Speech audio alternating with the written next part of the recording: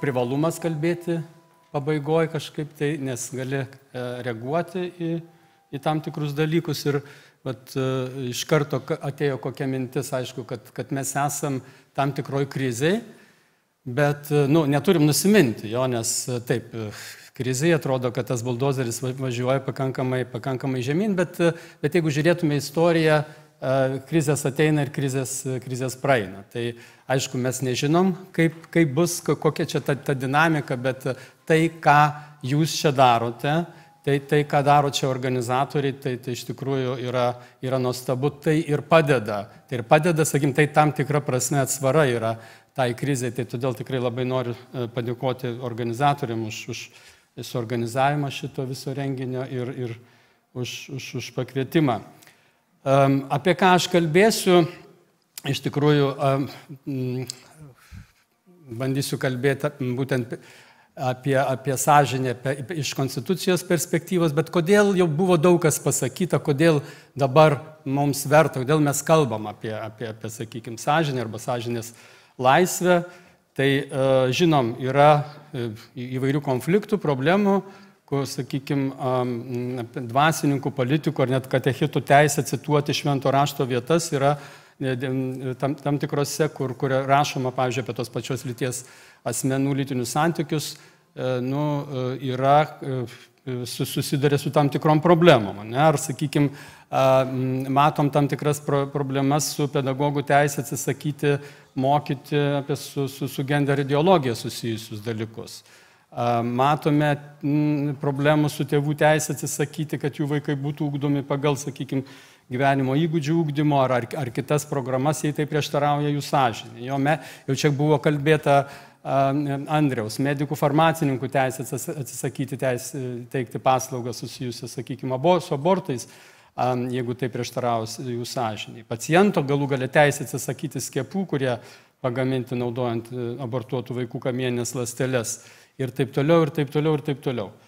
Tai iš tikrųjų čia tik tai keletą pavyzdžių paėmiau. Tai kaip kalbėsiu aš, tai būtent toksai trumpas pranešimo planas, tai visų pirma, dabar madingas tas žodis pasakojimas naratyvas, reiškia, tai konstitucijos naratyvas apie žmogų, nes čia yra, reiškia, sąžinės, religijos ir minties žodžio laisvė, tai yra žmogaus teisės, tai būtent apie žmogų, negalim kalbėti apie žmogaus teisės, nesuprantant žmogaus sampratos. Tada apie žmogaus sąžinės sąvoką ir žmogaus sąžinės laisvės sąvoką. Tai daugmaž toksai bus mano trumpas kalbėjimas. Dabar konstitucijos naratyvas apie žmogų. Ne apskritai kalbėsiu apie žmogų, bet būtent konstitucijos naratyvas. Dabar kodėl svarbu mums, sakykime, ypatingai krizės metu kalbėti apie konstituciją, todėl kad mes, mėlėjai, neturim kito, sakykime, socialinės sutarties, kuri mus sujungtų į pilietinę visuomenę. Sakytume, šventas raštas. Jo dėja, ne visi mūsų visuomenės nariai skaito šventą raštą, arba jeigu skaito gal skirtingą, o kiti visai neskaito. Tai konstitucija yra tas tekstas, ta sutartis, kuri mus suvienyje į tą pilietinę tautą. Tai todėl labai, ypatingai krizės metu, turim grįžti vėl prie ištakų, kas buvo prieš 30 metų, ir vėl iš naujo atrasti tuos paprastus dalykus. Tai labai ačiū Liudvikai, kad užsiminė apie kalbą, nes iš tikrųjų kalba yra esmė. Jeigu kalbą mes pakeisim, tai tada viską galim pakeisti. Bet ačiū Dievui turim konstituciją ir ten nėra tam tikrų terminų. Pavyzdžiui, mes net neturim tokių terminų kaip gender ar kažkokių kitokių. Tai mes turim tuos terminus ir jie yra, sakykime, konstituciškai įsementuoti. Tai dabar konstitucijos naratyvas apie žmogų. Visų pirma, dar vieną žodį apskritai apie konstituciją. Čia buvo kritikuojamas, reiškia, sekularizmas. Tai noriu pasakyti, kad Aš kažkiek reabilituoti sekularizmą, nes bent jau pagal konstituciją sekularizmas arba pilietinė, sakykime, pilietiškumo sąvoka, jinai yra vertybė, konstitucinė vertybė, bent jau paminėta, kad pilietinės yra, reiškia pilietinės, atsiprašau, pasaulietiškumas, reiškia kaip sekuliarumas, pasaulietinės yra mokyklos. Ja, tai yra tam tikra konstitucinė vertybė, lygiai kaip ir žodžio laisvė yra vertybė. Tai vat, pasaulietiškumas tai nėra relativizmas, tai nėra relativumas, bent jau pagal konstitucijos sampratą, o tai yra, kaip ir visa konstitucija, tai yra balansas. Balansas, tam tikras balansas, čia jau buvo irgi kalbėta apie tai, reiškia būtent balansas tarp žmogaus teisių, visuomenės, reiškia, jo, arba, sakykime, daugumos, ne, ir kaip demokratijos, ir teisės arba teisinės valstybės. Čia vat, jau irgi kalbėjo kiti, tai yra balansas. Ne? Tai dabar matom, kad tas balansas yra išsijudinęs. Bet jisai kažkaip, tai iš vienos pusės tai yra paradoksas. Atrodo, jeigu mes suteikiam, reiškia, žmogui prioritetą, ne? Tai yra vienas, jeigu mes tai visiškai gali prieštarauti daugumos, ne? Arba tai visiškai gali valstybės interesui prieštarauti, bet kažkaip paradoksaliai visgi po Antrojo pasaulinio karo šitas balansas veikia. Dabar matom, kad jis iš tikrųjų yra išsibalansavęs, bet ne pats balansas yra ir ne pačios tos vertybės yra kaltos, bet būtent tas išsibalansavimas mes turim vėl grįžti ir ieškoti šito sutarimo, šito balanso. Ne? Nes būtent tie, sakykime, trys žmogus, valstybė ir visuomenė, kaip dauguma, tie trys tokie atskaitos taškai, jie ir sudaro tam tikrą prasme mūsų visą konstitucinę sąrangą. Tai dabar apie žmogų. Jo, apskritai, konstitucija apie žmogų ar apie bet ką kitą, tai nėra nei filosofinis, nei teologinis kažkoks tai veikalas, jisai nepapasako, tai jo tas naratyvas nėra toksai išsamus kažkoks tai pasakojimas, ne, arba traktatas kažkoks mokslinis, ne. Bet visgi ten yra naratyvas, ne? Ten yra tam tikri terminai, kuriuos galima sudėti ir matyti, koksgi yra pasakojimas šiuo atveju, sakykime, apie žmogų. Ne? Tai vat, ką mes čia randame. Ir tiesiog dabar tarsi pasižiūrėkime, ne va tai pirmą kartą skaitydami, matydami šitą tekstą. Ne? Ir tiesiog vat, pasinerkime į šitą naratyvą. Ne? Pavyzdžiui, santuoka sudaroma laisvu vyro ir moters sutarimu. Dvasinius vartotojų interesus gina įstatymas. Tėvai rūpinasi vaikų religiniu ir doroviniu auklėjimu. Asmeniui padaryti materialinės ir moralinės žalos atlyginimą nustato įstatymas. Pareigas eidami Seimo nariai vadovaujasi sąžinė. Čia yra žmonių, kur sako, Seimo nariai neturi sąžinės, tarp kitko. Tai aš taip negalvoju. Konstitucija ne tik tai sako, kad Seimo nariai turi sąžinę, bet kad jie, tokią prezumpciją daro, kad jie vadovaujasi savo sąžinę. Ne? Ir tarp kitko, tik apie Seimo narius konstitucija sako šitokį pasakojimą, pateikia.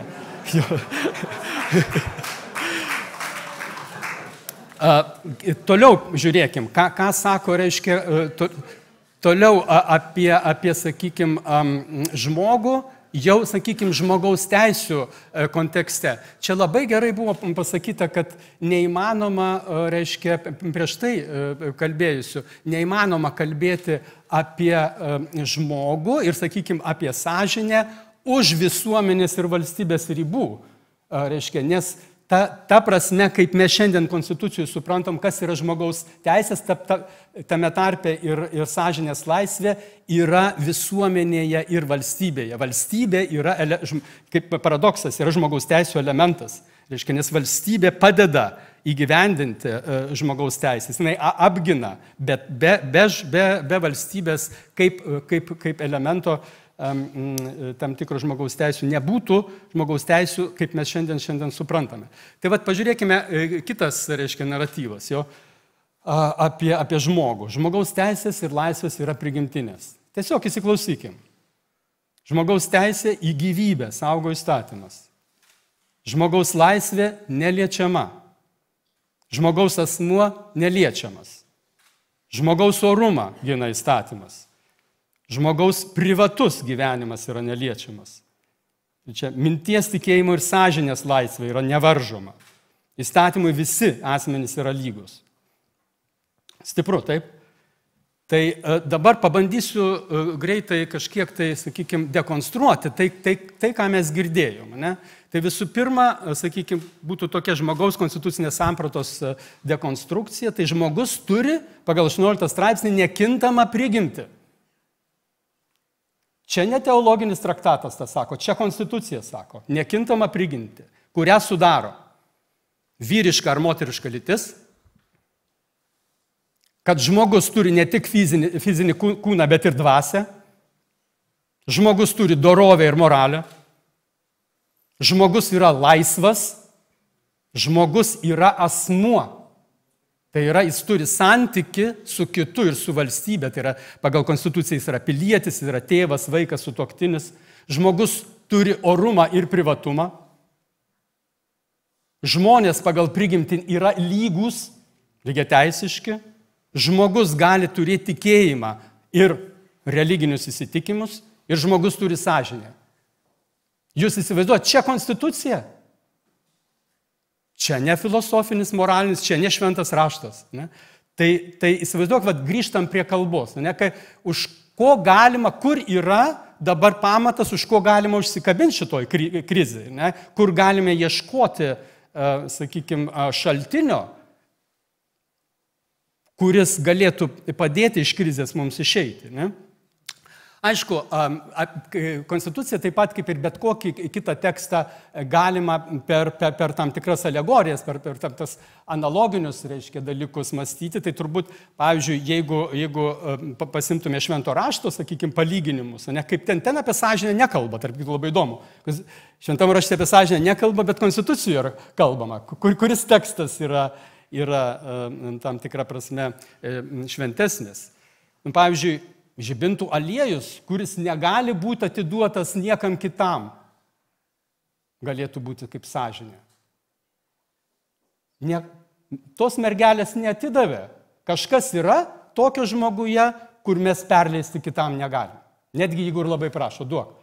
Ateina jaunikis, negaliu. Arba talentas, kuris negali būti užkastas. Sąžinė, mes turim ją tobulinti. Negali būti užkastas ir paliktas. Ne? Bet kas yra, sakykime, man gal įdomiausia, tai čia Mato Evangelijoje yra toksai, reiškia, pasažas, kur fariziejai klausė, mokytojau Jėzaus klausė, koks yra įsakymas yra didžiausias įstatyme. Tai Jėzus pacituoja Torą čia, jis sako, mylėk viešpatį savo Dievą visą širdimi, visą sielą, visų protu. Tai šitas jo atsakymas ne tik pasako apie Dievą kažką tai, kad jį mes turim mylėti visą širdimi, sielą ir protu, bet ir apie žmogų. Kas yra žmogaus esmė? Kas yra žmogaus esmė? Sako, širdis, siela ir protas. Ne? Tai tam tikra prasme, kas yra širdis, čia buvo, reiškia, irgi užsiminta, arba siela. Čia galim sakyti, kad širdis yra tam tikra susijusi su siela ir su protu. Nėra tik protas, ne? Bet susijusi šitą, reiškia, sampratą širdies. Arba širdis yra ir siela, ir protas. Tai panašiai galime skaityti tą mūsų garsų į Konstitucijos 26 straipsnį. Minties, tikėjimo ir sąžinės laisvė yra nevaržoma. Konstitucija neturi pateikti samprato apibrėžimą, kas yra sąžinė. Ne? Bet iš jos galime suprasti tam tikrą prasme, kad čia matom, kad sąžinė yra susijusi su mintimi tikėjimu. Kuria prasme čia su mintimi, tai reiškia, kad iš vienos pusės tai yra bet kokie įsitikinimai žmogaus galėtų būti, bet iš kitos pusės labai svarbu, kad sąžinės laisvė labai yra jau konstitucijos siejama su tikėjimu ir religija. Nes šitą čia mes matėm sovietmečiu. Ne? Kas garsiausiai kalbėjo apie sąžinės laisvę? Ne? Tai būtent tikintieji. Ne? Čia, žinot, tai tikinčiųjų teisių gynimo komitetas ir taip toliau. Tai iš tikrųjų konstitucija tam tikrą prasme sąžinę atskleidžia kaip plačiaja prasme įsitikinimų, čia sakytume minties, ne, bet kartu ir tikėjimo ir religijos laisvės siejama. Dabar jau einu į pabaigą. Čia irgi gal įdomu būtų tiesiog akcentus sudėlioti, jau kalbant apie žmogaus sąžinės sampratos, sakykime, jau konstitucijų žmogaus teisių kontekste, kaip žmogaus teisė, koks čia yra išskirtinumas, ne? Kas yra, reiškia, sąžinė ir sąžinės laisvė pagal konstituciją, kaip jinai skiriasi kuo palyginus su kitomis žmogaus teisėmis. Tai visų pirma, sąžinė pagal konstituciją yra žmogaus dvasinės prigimties dalis, tam tikra žmogaus esmė, kalbėjom, kur tu negali atiduoti kitam, ne? Ir čia buvo irgi pasakyta pranešime prieš mane, susijusi su jo laisvė, orumu, privatumu, dorove, moralė, bei su žmogaus teisė turėti tam tikrus moralinius ar religinius įsitikinimus. Čia pagal konstitucijos nuostatas. Ne? Antras, konstitucijos sąžinė pateikiama kartu su laisvė viešai išpažinti ir skleisti tikėjimą. Ir čia labai svarbu, reiškia, kad pagal konstituciją apskritai žmogaus teisės tai yra apie tai, kad mes turim jas įgyvendinti. Tai nėra teorija. Ne? Ir čia irgi kitas paradoksas yra, kad sąžinės laisvės, jeigu kalbam apie ją, kaip ir kitų žmogaus teisių ribos, jos pasimato tik tai, paradoksas, pažeidimo metu. Šiaip mes tik tai abstrakčiai galime suprasti, kas yra sąžinės laisvė ir kur jos ribos. Bet kai pažeidžia mūsų teisės, tada mes galim nustatyti tam tikras ribas. Ir čia, ką konstitucijas kalba, kad reiškia su skleidimu. Sąžinės laisvė yra apie skleidimą, ne apie tik mintį, ne apie, čia buvo kalbėta, kad yra norima, reiškia, kad, sakykime, asmenys ten į bažnyčią suvaryti, ne, ir jūs čia viduj turėkit savo sąžinės laisvę. Ne, reiškia, žmogaus teisės yra apie įgyvendinimą jų, ne, sako, skleidimas. Ir čia, aišku, konstitucijoje yra įvairių pavyzdžių, kaip pasireiškia konkrečiai sąžinės laisvė. Ir visų pirma, čia Andrius kalbėjo apie sąžinės išlygą, konstitucijoje yra numatyta galimybė pasirinkti alternatyvę krašto apsaugos tarnybą, jeigu kitokia tarnyba prieštarauja tavo sąžinė. Konstitucijoje yra numatyta, tu gali duoti priesaiką nepaminėdamas Dievo vardo, jeigu tai prieštarauja tavo sąžinė. Jo? Taip pat, reiškia, konstitucijoje yra garantuota rinkimų laisvė, kurią tu gali gyvendinti pagal savo sąžinės laisvę. Tavęs negali niekas kitaip priversti. Ir yra slaptumas dėl to ir garantuojamas, kad garantuotų tavo sąžinės laisvę. Ne? Nu ir aišku, sakykime, mokykloje pasirinkti tikėjimą ar etiką, taip pat, aišku, čia jau ne konstitucija, švietimo įstatymo, bet taip pat yra nuostata, kuri įgyvendina būtent tą sąžinės laisvę. Kas dar įdomu, kad pagal konstitucijos 26 straipsnį, kur aš citavau, būtent sąžinės laisvė yra pagrindinė žmogaus teisė. Yra konstitucija nepateikė, reiškia, sąrašo, kurios yra pagrindinės, kurios yra, kaip aš vadinčiau, socialinės, kultūrinės, profesinės ar ekonominės, bet iš jos konteksto galima sakyti, kad tos pirmosios kelios žmogaus teisės, tame tarpe ir sąžinės laisvė yra pagrindinė. Kas dar labai įdomu, kad tik sąžinės laisvė konstitucijoje įvardinta kaip laisvė, ne kaip teisė, bet kaip laisvė. Ne, čia jau irgi tai rodo tam tikrą išskirtinumą. Aš dabar nesigilinsiu, čia Vygantas labiau žino, ko skiriasi teisės ir laisvės, bet tai parodo tam tikrą išskirtinumą. Ir netgi pasakyta tik prie sąžinės laisvės minties ir tikėjimo, kad ji yra nevaržoma. Prie jokios kitos konstitucinės teisės ar laisvės nėra pasakyta, kad jinai yra nevaržoma. Ne? Tai įsivaizduojat, kaip konstitucija supranta, kokį išskirtinumą teikia sąžinės laisvė. Nu ir galų gale, kuria prasme nevaržoma. Tai nereiškia, kad negali būti ribojama. Čia labai teisingai Liudvikas buvo pasakyta, gali būti ribojama tam tikrais atvejais, bet tas terminas konstitucijų pavartojimas nevaržoma reiškia, kad jinai gali būti ribojama, tas ribojimas turi būti siauresnės apimties negu kitų prigimtinių žmogaus teisių. Gali būti tik siauresnės apimties. Galų gale netgi nepaprastosios padėties ir karo metu pagal 145 straipsnį, ji negali, sąžinės laisvė negali būti apribota labiau negu kitų metų. Kaip, pavyzdžiui, kitos pagrindinės, kaip, sakykime, teisė į susirinkimą, reiškia, žodžio ir kitos laisvės gali būti apribojamos, bet ne sąžinės laisvė, netgi nepaprastosios ir karo. Tai pagalvokim, koks konstitucijos naratyvas, apskritai ne tik tai apie žmogaus teisės, bet apie sąžinės laisvę, kaip jinai ją mato. Ne? Ir tada grįžtu prie pirmojo, sakykime, prie pirmosios skaidrės, po viso to reiškia, ar iš tikrųjų žmogus Lietuvoje vis dar naudojasi, ne tik, kad gali, bet naudojasi savo sąžinės laisvę. Ar dvasininkai ir katechetai turi teisę cituoti švento rašto vietas, ne, tam tikras. Ar pedagogai turi teisę viešai nepritarti gender ideologijai. Ar tėvai turi teisę atsisakyti ir auklėti savo vaikus pagal savo įsitikinimus. Ar medikai, farmacininkai taip pat turi teisę pasinaudoti savo sąžinės laisvė ir pacientai taip atsisakyti skiepų, kurie pagaminti naudojant abortuotų vaikų kamienines ląsteles. Tai pamastykime, ne, kaip šitame konstituciniam naratyve, reiškia sąžinės laisvė, kaip jinai suprantama ir tada tikrai gal padės geriau atsakyti tuos klausimus. Ir pabaigai tikrai konstitucinė, kaip ir bet kokia kita žmogaus teisė, sąžinės laisvę galima įgyvendinti tik naudojantis ją. Pamastykim, jeigu mes persikenkim į tokią visuomenę Lietuvos, kur visi, kiekvienas pilietis naudojasi savo teisę, gina savo teisę. Pamastykim apie tokią visuomenę. Tai ar galėtų, sakykime, kažkas tai manipuliuoti šitokią visuomenę?